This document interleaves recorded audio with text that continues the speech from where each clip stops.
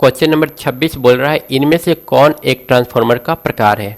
ठीक है, 3 ऑप्शन दिया है, इसमें से ट्रांसफार्मर का प्रकार कौन कौन सा होता है, बेरी टाइप होता है या नहीं होता है, कोर टाइप और सेल टाइप। तो यहाँ पर ये तीनों, यहाँ पर तो सही आंसर उपरोक्त सभी हो जाएगा क्योंकि सारा का सारा इसमें सही है। लेकिन इस क्वेश्चन के जरिए हम लोग समझ लेते हैं कि बेरी टाइप है क्या, कोर टाइप क्या है और सेल टाइप क्या है और किस तरह से कब किसका इस्तेमाल होता है। ठीक है, तो सबसे पहले हम लोग बात कर लेते हैं कोर टाइप ट्रांसफार्मर का, जो कि सबसे ज़्यादा कॉमन है। ठीक है, और ये जो ट्रांसफार्मर है यहाँ पर आप देख सकते हैं बीच में कोर लगा हुआ है और कोर में एक तरफ प्राइमरी वाइंडिंग है, ठीक है, और दूसरी तरफ सेकेंडरी वाइंडिंग है। और ये जो ट्रांसफार्मर होता है वो मेनली स्टेप डाउन के लिए यूज होता है। ठीक है, ज़्यादातर स्टेप डाउन के लिए यूज करते हैं और ये सबसे सस्ता होता है। इसमें अगर चुंबकीय मार्ग की संख्या देखें तो फ्लक्स सिर्फ यहाँ से जा सकता है और यहाँ से रिटर्न हो सकता है। ठीक है, अब चुंबकीय मार्ग 2 कैसे हो सकता है, जब हम लोग सेल टाइप ट्रांसफार्मर देखेंगे तो वहाँ पर बताएंगे कि किस तरह से 2 चुंबकीय मार्ग हो सकता है। तो यहाँ पर तो हम लोग देख रहे हैं कि सिर्फ एक ही चुंबकीय मार्ग है। ठीक है, और इसके अलावा इस प्रकार के ट्रांसफार्मर में एल आकृति के 2 स्टेपिंग लगे होते हैं। एल आकृति का ये पहला स्टेपिंग हो गया और एल आकृति का ये दूसरा स्टेपिंग हो गया। जब इसको बना देंगे, जोड़ देंगे, जोड़ने के बाद ये किस टाइप का कोर बन जाएगा, आयताकार कोर बन जाएगा। ठीक है, और जिसे हम लोग कोर टाइप ट्रांसफार्मर कहते हैं। अब बात करते हैं सेल टाइप ट्रांसफार्मर का। दूसरा हमारा जो टाइप है ट्रांसफार्मर का वो है सेल टाइप। यहाँ पर अगर हम लोग मैग्नेटिक पाथ देखें तो एक पाथ यहाँ से मिल रहा है और दूसरा पाथ यहाँ से मिल रहा है। ठीक है, तो इस पाथ में मैग्नेटिक कितना हो जाएगा, चुंबकीय पाथ कितना हो जाएगा, तो यहाँ पर 2 चुंबकीय पाथ हो जाएगा। ठीक है, और इस प्रकार के ट्रांसफार्मर का प्रयोग स्टेप अप या फिर स्टेप डाउन दोनों में कर सकते हैं। ये दोनों के लिए बराबर यूजफुल है, जैसा कि कोर टाइप सिर्फ और सिर्फ स्टेप डाउन के लिए ज़्यादा यूजफुल था। ठीक है, और ये जो कोर टाइप ट्रांसफार्मर है हमारा उसके मुकाबले ज़्यादा उपयोगी है। और यहाँ पर जो मिडिल वाला पोर्शन होता है, इस मिडिल वाला पोर्शन का एरिया जनरली इधर जो पोर्शन है इसके डबल होता है। इस ट्रांसफार्मर में कोर के मध्य पहलू का क्षेत्रफल अन्य पहलुओं के मुकाबले 2 गुना ज़्यादा होता है, तो इसका एरिया जो है, जो बाकी का जो साइड है उसके कंपेयर में डबल होगा। इसके अलावा यहाँ पर देख सकते हैं इस कोर के ट्रांसफार्मर में ई तथा आई आकृति की स्टेपिंग्स लगी होती है। तो यहाँ पर ये हम लोग ई देख सकते हैं, यहाँ से ये जो स्ट्रक्चर बन रहा है ई का बन रहा है। ठीक है, और ये जो स्ट्रक्चर है ये आई का है। ठीक है, तो यहाँ पर ई और आई टाइप के स्टेपिंग की हुई रहती है। अगर ऑप्शन में आए तो आपको मार्क करना होगा।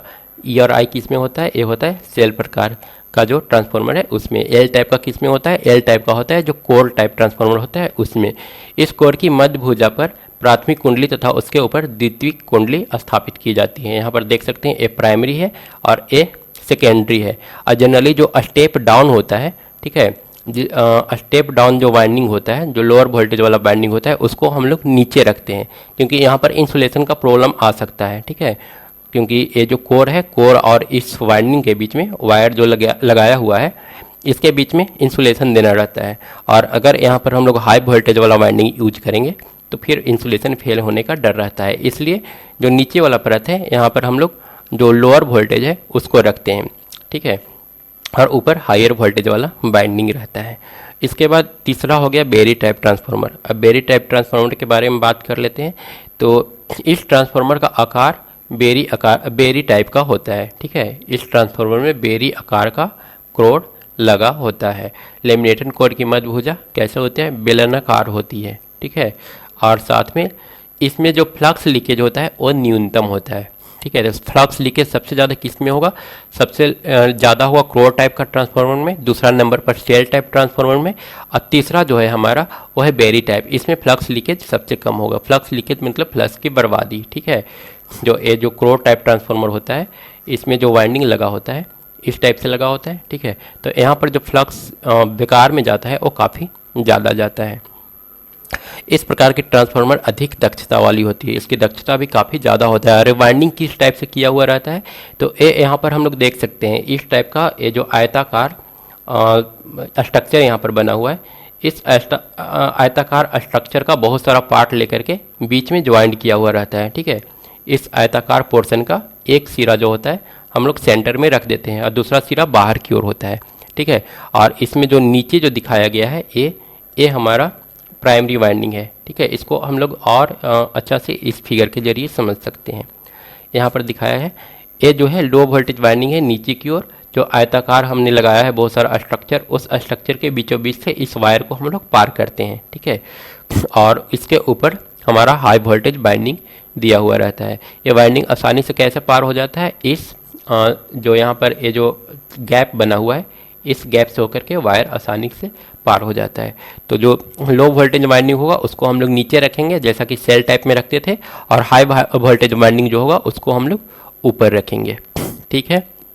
इसके बाद तो ऊपर जो क्वेश्चन था उसका आंसर आप लोगों को मिल गया होगा। पूछा था कितने टाइप का ट्रांसफार्मर होता है, तो हमने देखा ट्रांसफार्मर तीन टाइप का होता है, और तीनों टाइप के ट्रांसफार्मर का हमने डिटेल से जानकारी भी ले लिया, ठीक है। तो यहाँ पर सही आंसर कौन सा हो जाएगा, डी, उपयुक्त सभी।